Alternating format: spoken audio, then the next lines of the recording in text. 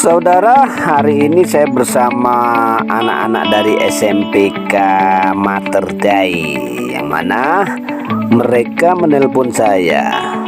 Dia bilang, "Pak Eko, tolong dong, kami sedang mendapatkan tugas dari sekolahan kami untuk mendata yang namanya Benteng Mayangan." Saya menjawab, "Mendata yang bagaimana ini?" Kemudian mereka pun berkata, "Kami akan mendata sejarahnya, Pak. Mulai kapan Benteng Mayangan ini dibangun, juga mulai kapan Benteng Mayangan ini ditinggalkan, dan nilai sejarah Benteng Mayangan ini di mana dan kemana." Kemudian saya ceritakan secara singkat dan sesuai dengan muatan otak anak-anak ya, supaya mereka tidak terlalu pusing untuk mengerti dan memahami sejarah kotanya mereka sendiri. Jadi nanti setelah mereka dewasa, maka mereka akan paham dari mana dan kemana dan nilai sejarahnya itu apa. Dan sesuai yang saya ceritakan, ketika mereka setelah dewasa dan berkeluarga, akan punya anak, maka mereka akan menceritakan tentang sejarah Benteng Mayangan dengan benar kepada putra-putri mereka. Akhirnya mereka pun secara turun-temurun menceritakan sejarah kotanya mereka sendiri. Disinilah senangnya saya ketika menemani anak-anak atau generasi muda Probolinggo yang mau belajar sejarah, yang mau mengerti sejarah, yang mau memahami sejarah wilayahnya sendiri. Jadi mereka tidak hanya sekedar mengerti atau memahami sejarah bagaimana Kleopatra, bagaimana negeri Paman Sam, bagaimana negeri Cina dan lain-lain. Mereka generasi yang lahir di Probolinggo dan besar di Probolinggo, seharusnya mereka tahu akan sejarah kota kelahiran mereka sendiri.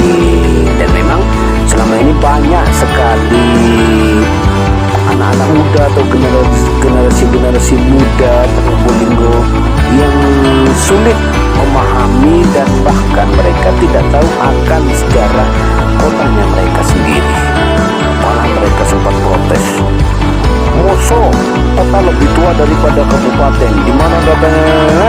Nah, akhirnya mereka hanya bisa memprotes tanpa tahu bagaimana sih sejarahnya, tentang apa dan bagaimana kok bisa kota Probolinggo lebih tua daripada Kabupaten Probolinggo. Ya, di sini anak-anak SMPK Materdai rupanya mereka ingin tahu dan menjalankan tugas dari sekolah tentang menulis sejarah. Saya bilang, "Kenapa kalian justru memilih Benteng Mayangan? Kenapa tidak memilih sejarah tentang sekolah kalian sendiri? Karena sekolah kalian sendiri itu ada nilai sejarah yang besar bagi berdirinya kota Probolinggo itu sendiri."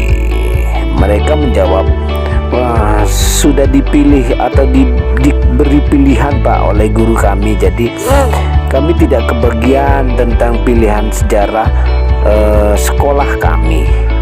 Yang kami dapat yaitu sejarah Benteng Mayangan. Sehingga kami mencari sumber referensi dari media sosial dan akhirnya kami bertemu di Instagram dengan akun Bapak Eko. Dan kami menelpon Pak Eko. Dan syukur ya, Pak Eko bersedia untuk memberitahu dan menceritakan tentang sejarah awal mula Benteng Mayangan dan bersambung ke pelabuhan kayaknya ya Pak Eko ya. Saya kemudian menjawab, Ya, memang benar. Pelabuhan dan Benteng Mayangan itu adalah satu kesatuan yang tidak bisa dipecahkan.